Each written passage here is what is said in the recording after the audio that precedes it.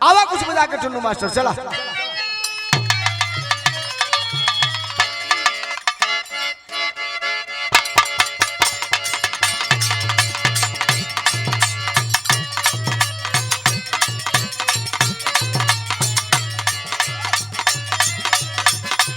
क्या बात,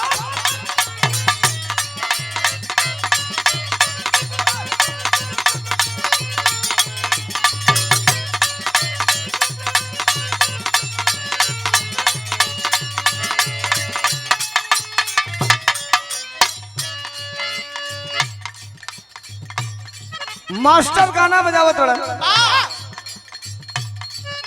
अब तनी सा दिमाग हमारे और करी सबे दिल दिमाग हमारी ओर। आजकल गीत के बारे में क्या कहल जा, मैडम भी मंच पर विराजमान है, थोड़ा सा अन्यथा मत लीजिएगा आप, ये सांस्कृतिक मंच है।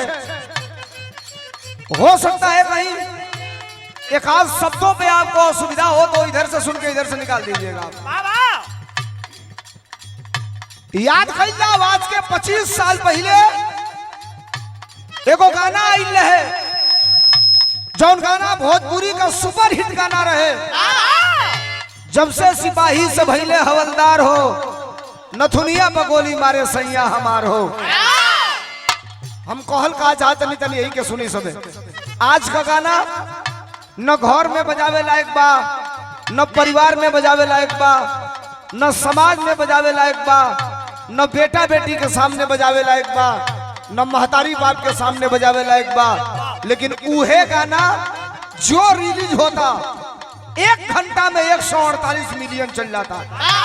1 मिलियन में 10 लाख होला, गुणे 148 करी 100 करोड़ लोगों के सुनाता। हम गायब की राम के बाप का नाम दशरथ, दशरथ के बाप का नाम दिलीप, दिलीप के बाप का नाम फलाना, सुपर डुपर फलाप जाइयो के सुने वाला है ये नहीं। जे मार्केट में सबसे अनफिट बा उहे आज के जमाने में हिट बा। तो हम आपके बतावत रही है कि 25 साल पहले एगो गाना आइल है, नथुनिया पर गोली मारे सैया हमार हो। हाथ जोड़त है अब हमारे खातिर आइल है तो सुनब सबे। ओ समय लड़का का केहू बियाह करे, हाई टेंट करे जाओ, टेंट वाला के यहाँ सट्टा लिखवावे जाओ। पहले मोटका कपड़ा वाला टेंट होके बरखो बरस जाओ तो एक छरका रोक ले चूहे ना आई तो ओस पड़ता तो टिप टिप चूहे लगा था। बरखा के छोड़ी सबे जोन मॉडल टेंट आ गई। मास्टर गाना बजावत रहे। हम पहले गए आप लोगों से बतावत रही कि भोजपुरी में एगो गीत आइल नथुनिया पर गोली मारे। बारात का मालिक यानी जे लड़का का बियाह करे उ जाओ टेंट का सट्टा लिखवावे। निर्मेश भाई, दुनिया के बड़े से बड़े सांस्कृतिक कार्यक्रम में आप बैठते होंगे, लेकिन ये बिरहा है, जरा सुनिए मैं कहने क्या जा रहा हूं।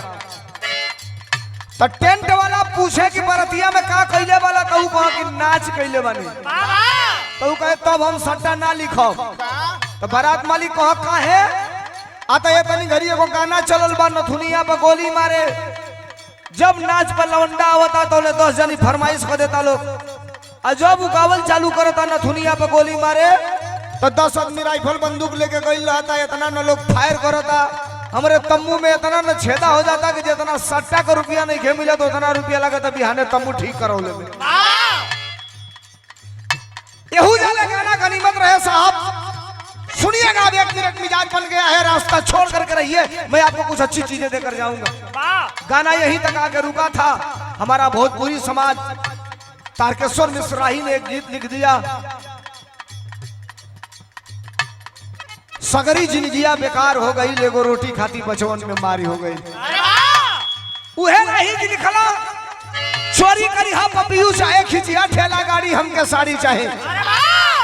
धीरे धीरे बिरहा गाना आगे बढ़ल, गाना यही जा टिकल रहल। एक को मत बढ़ाओ कर बार बार यार, ऊपर वाले का हल्का सा आधा पॉइंट कम करिए। गाना यही नथुनी पर टिकल रहल। तौले भोजपुरी की एक महिला आई, आवाज मत कम करिए, भोजपुरी की एक महिला आई जिसने भोजपुरी को अपने मुट्ठी में कर लिया, पूरे हिंदुस्तान के भोजपुरी को। उस महिला का नाम था कल्पना। नाराज मत होकर जाई, कल्पना का एगो गाना सुपर हिट हो गई, जा तारा परदेश बलमुआ, छोड़ के अपन देश बलमुआ। का देखो वो पंडित जी से खोलवा के पोथी पतरा।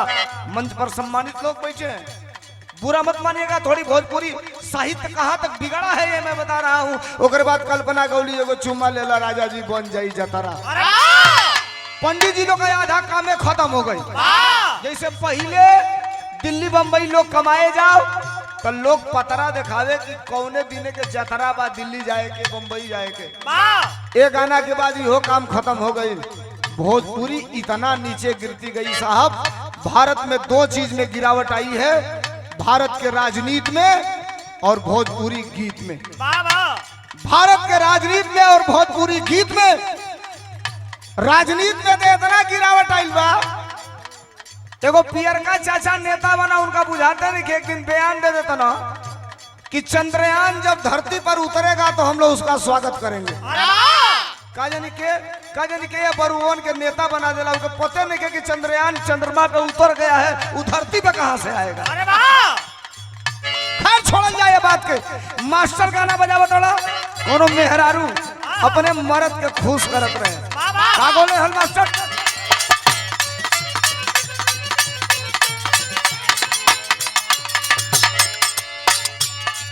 ओमपाल यादव, विजय यादव, मुलायम सिंह यादव, शैलेश यादव, सब भाइयों की तरफ से 100 रुपयों का पुरस्कार।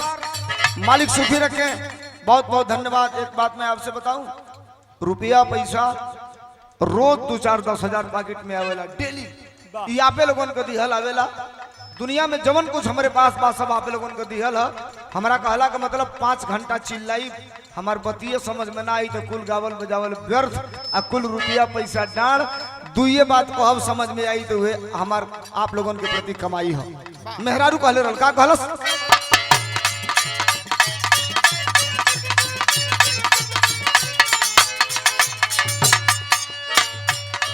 अरे राउरता, अरे राउरता जुल्फिया बलम जान लेवा बाटे जी, राउरता जुल्फिया बलम।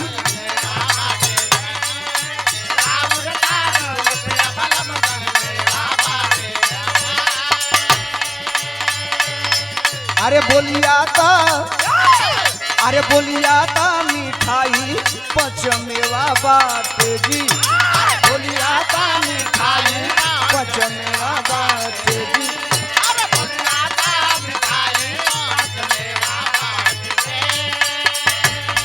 अरे राउरता जुल्फिया बलम जान लेवा बाटे जी, बोलिया ता मिठाई पचमेवा बाटे जी।